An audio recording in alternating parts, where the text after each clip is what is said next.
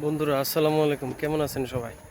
মুস্তাক বাইরে নিয়ে আমি আসলে একটা বিপদে পড়ছি। এই যে ঝালমুড়ির দোকানে ফুচকা খাইতে আইছি, ওনারা দেখছি যে এই জায়গা বসা।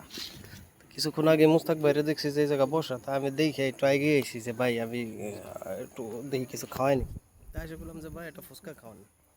খা, সমস্যা কি, তুই এটা কে, তোর যে কটা লাগে সে কটা খা। ঠিক আছে, সমস্যা নেই। তারপরে দেখলাম যে ওই ফুচকা যে বানাই দিছে তার কানে কানে কি জানি কয়ে আমার কইলো, "এই তুই খা, আমি আসতেছি", কয়ে গেছে চইলে। ভালো কথা, আমি তুই জায়গা বসে রয়েছি।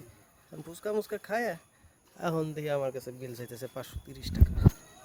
আমি কম দেটা বিপদে পড়ে গেছি, এখানে 530 টাকা আমি করতে দিব। উনি নাকি খাইয়ে গেছে আর ওনার কানে কানে বলে কয়ে গেছে যে বিল আমি দেবো। এটা কথা হলো?